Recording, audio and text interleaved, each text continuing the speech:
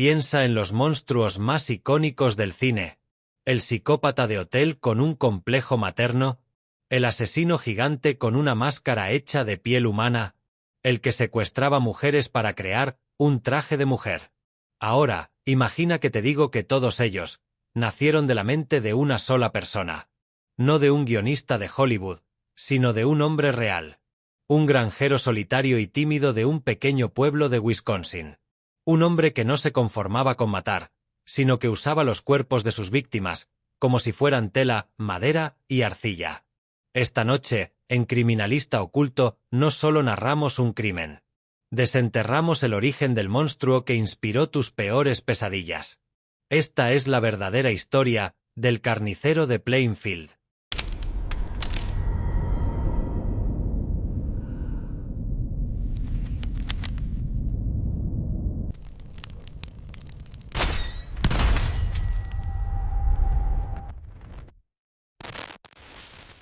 Plainfield, Wisconsin, era el tipo de lugar donde el tiempo parecía haberse detenido.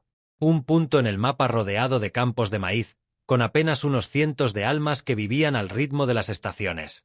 Aquí, las noticias más importantes solían ser el resultado de la cosecha o el ganador del concurso local. La vida era predecible, tranquila, segura. Pero en noviembre de 1957, una noticia diferente comenzó a susurrarse en la ferretería, en la taberna, en cada rincón de Plainfield. Una noticia que mancharía el nombre del pueblo. Para siempre. Venice Borden era una figura conocida y respetada.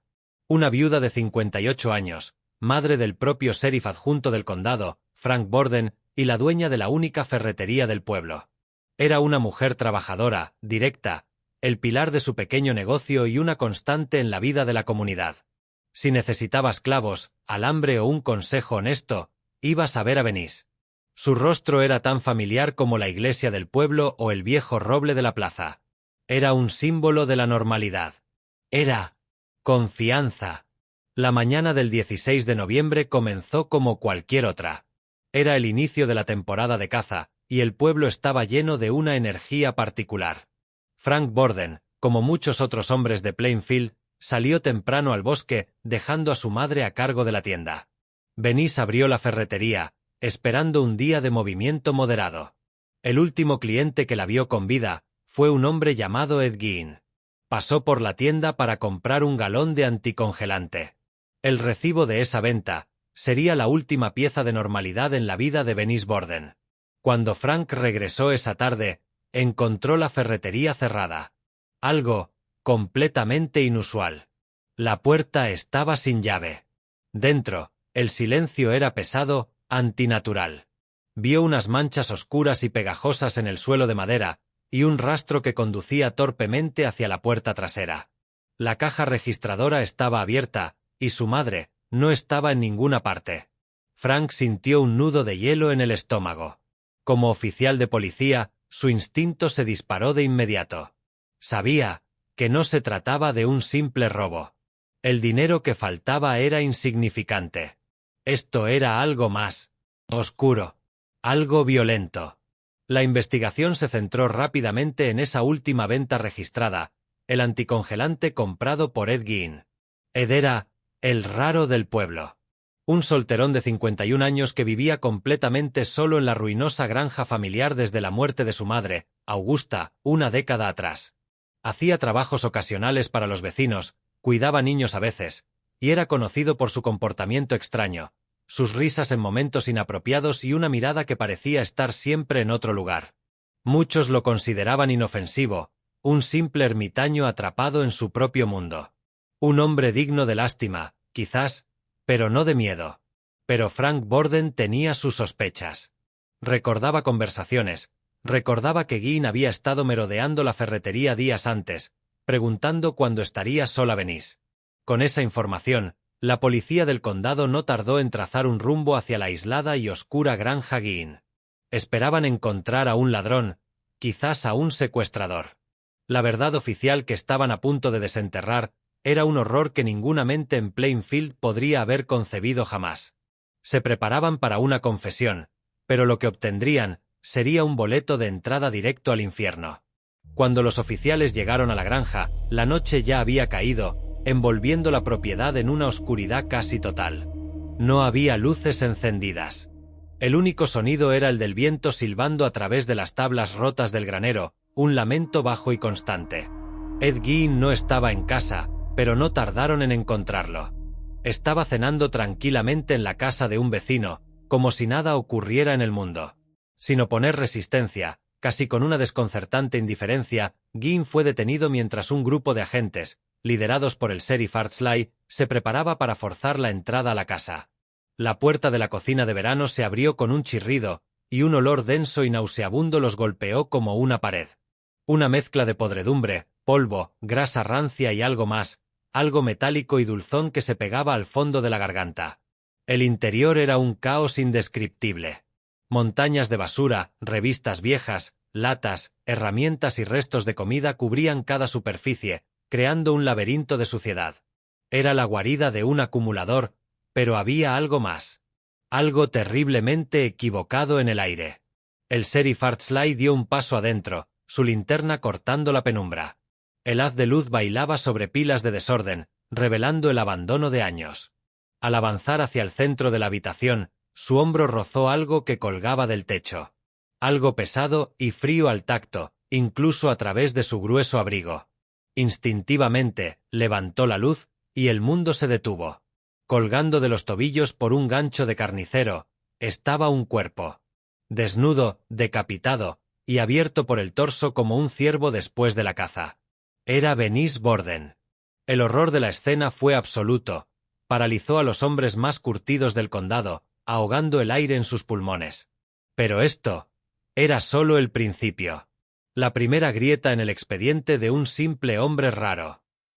A medida que sus linternas recorrían la habitación, el verdadero alcance de la depravación de Ed Gein comenzó a revelarse objeto por objeto, pesadilla por pesadilla. Sobre una mesa, encontraron un plato de sopa, hecho con la parte superior de un cráneo humano, pulido por el uso. Las 4 columnas de su cama estaban adornadas con más cráneos, observando la habitación desde las alturas.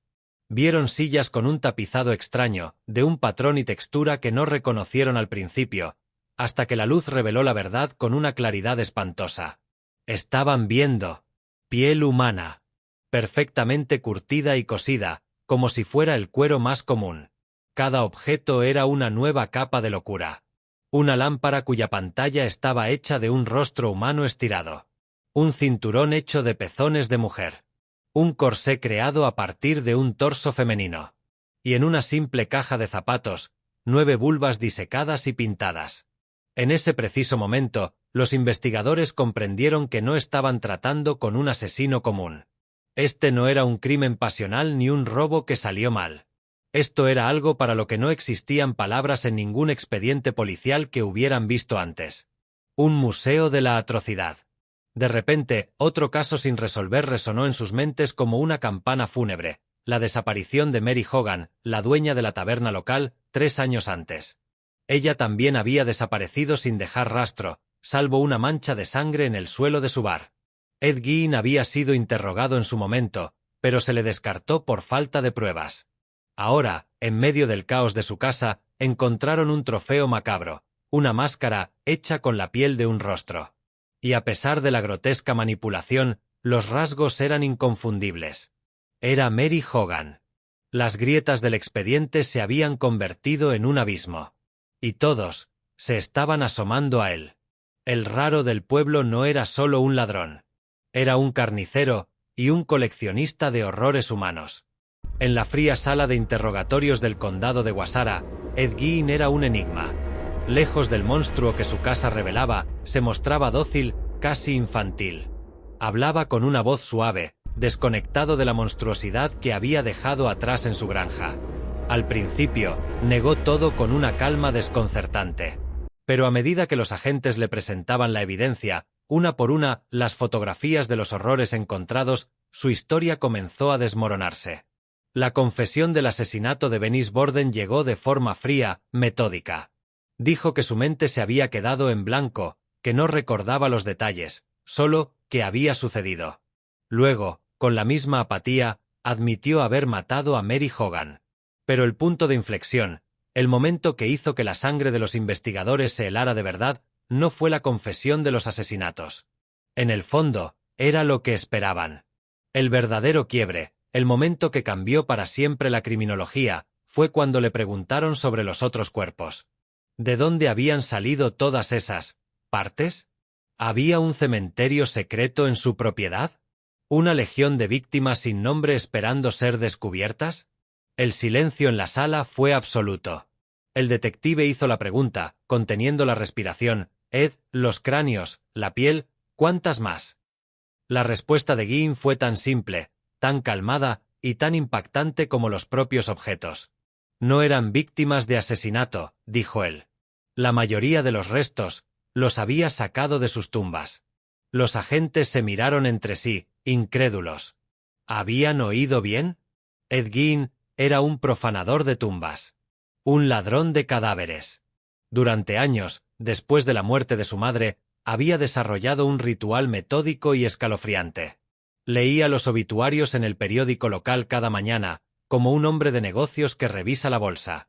Buscaba mujeres de mediana edad, de una edad similar a la de su madre cuando murió, que hubieran sido enterradas recientemente. Por la noche, a menudo acompañado por un amigo llamado Gus, un hombre que sufría de problemas mentales y que, según Gein, nunca fue plenamente consciente de lo que realmente hacían, conducía su camioneta hasta los cementerios locales bajo el manto de la oscuridad. Con una pala y una paciencia macabra, desenterraba los ataúdes recién sepultados, cuando la tierra aún estaba blanda. Llevaba los cuerpos a su casa y allí, con sus conocimientos de anatomía obtenidos de libros de la Segunda Guerra Mundial y enciclopedias, los desmembraba.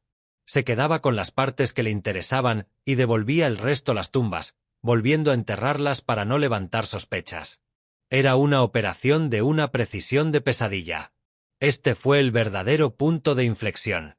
La policía no estaba lidiando con un asesino en serie en el sentido tradicional, sino con algo mucho más complejo y retorcido. Un hombre cuya obsesión no era necesariamente matar, sino poseer.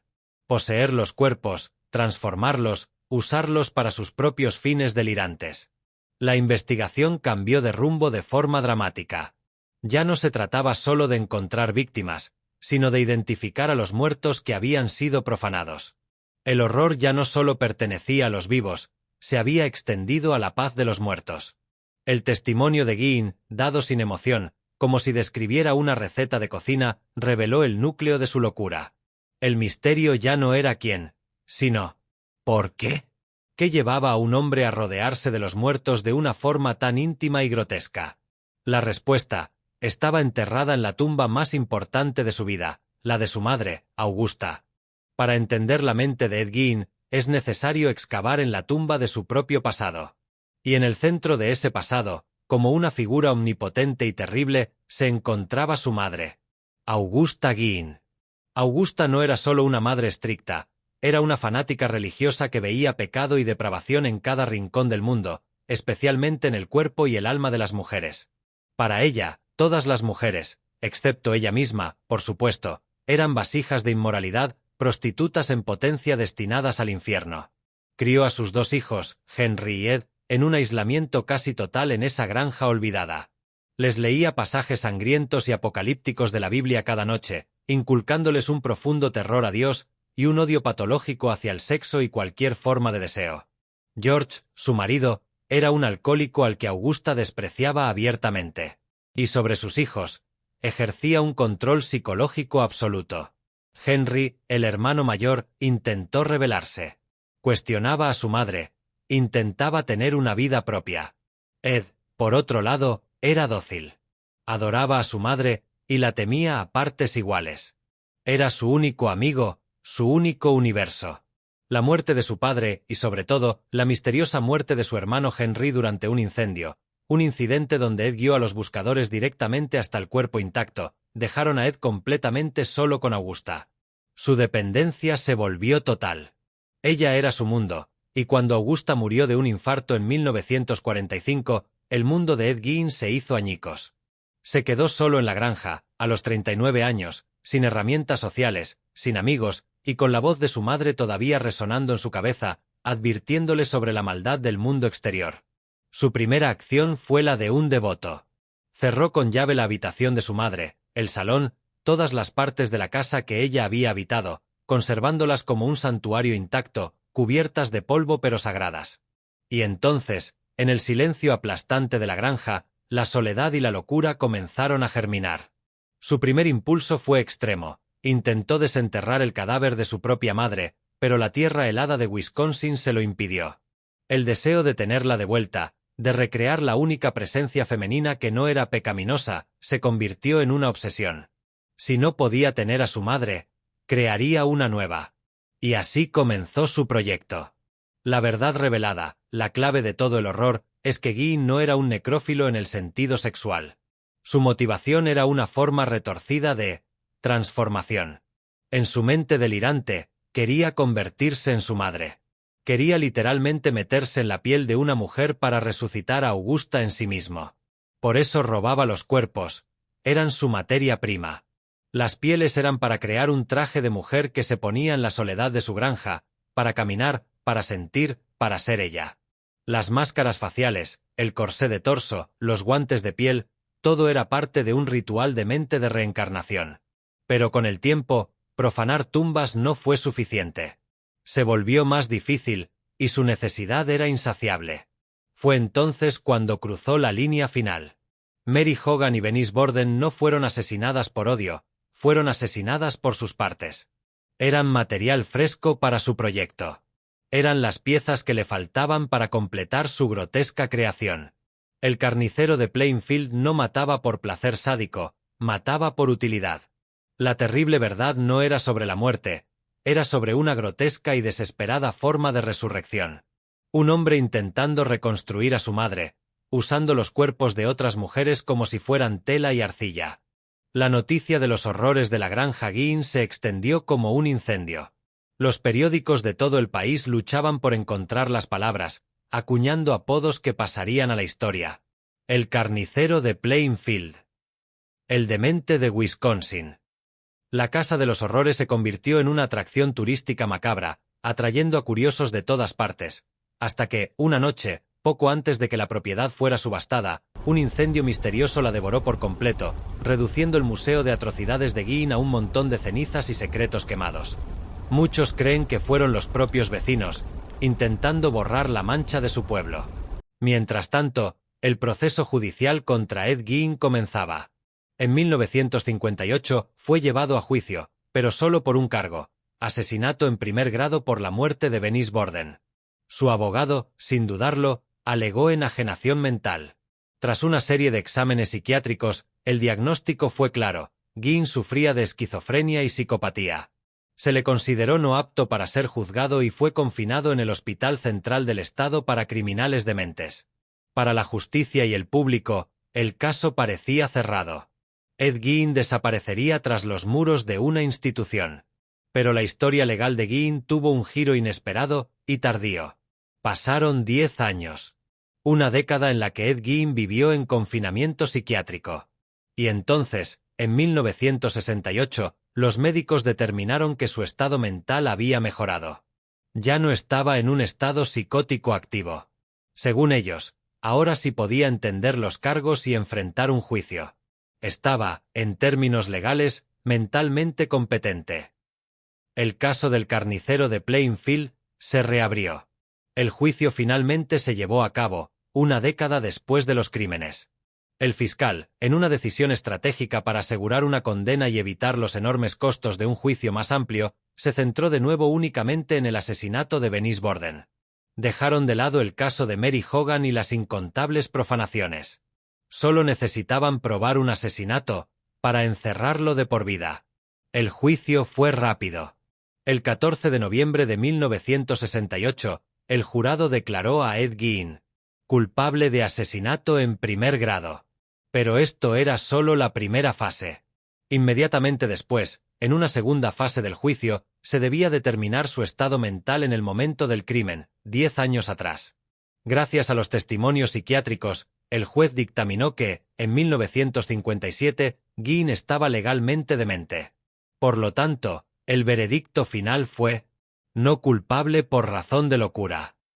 Esta dualidad es clave: fue culpable del acto, pero no era criminalmente responsable debido a su estado mental.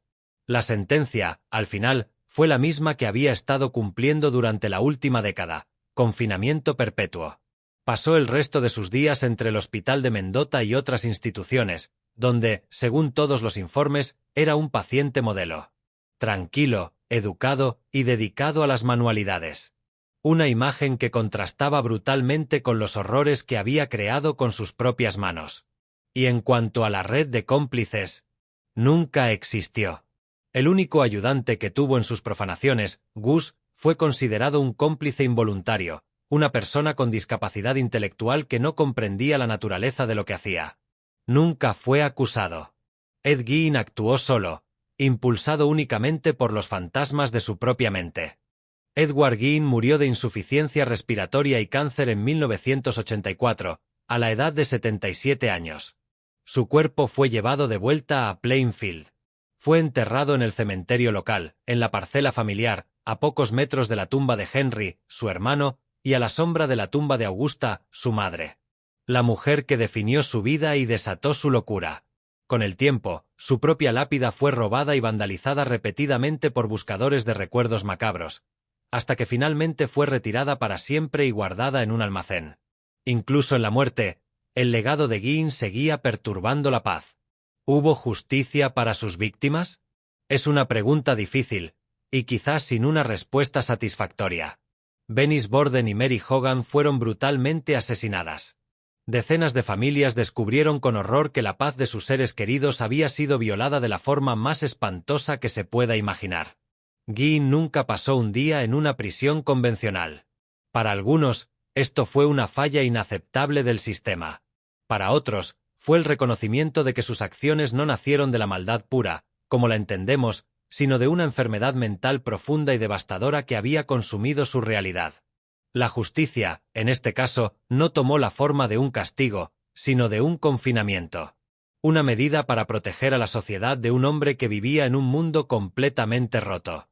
Pero el verdadero, e inmenso, legado de Ed Gein no está en los expedientes judiciales. Está en nuestra cultura. En nuestras pesadillas. Sin Ed Gein, no existiría Norman Bates en la película Psicosis, con su enfermiza devoción a una madre muerta y controladora. Sin Ed Gein, no existiría Leatherface en La Matanza de Texas, con sus máscaras hechas de piel humana y su casa llena de muebles hechos de hueso. Y sin Ed Gein, no existiría Buffalo Bill en El Silencio de los Corderos, el asesino que mata mujeres para crear un traje de mujer. Gein no fue un asesino en serie prolífico. Solo se le atribuyen 2 asesinatos confirmados. Pero la naturaleza de sus crímenes, la profanación, la creación de objetos con restos humanos, la obsesión materna que borraba la línea entre la vida y la muerte, fue tan transgresora, tan fundamentalmente aterradora, que se convirtió en el molde para el horror moderno. Nos obligó a todos a confrontar una idea terrible, que los monstruos más espantosos no son demonios de otro mundo, sino seres humanos fracturados que viven justo al lado. La historia de Criminalista Oculto de hoy no es solo sobre un asesino. Es sobre el nacimiento de un mito. La prueba de que una sola mente, retorcida por el abuso y la soledad en una granja olvidada de Wisconsin, pudo proyectar una sombra tan larga que, incluso hoy, nos sigue provocando escalofríos en la oscuridad.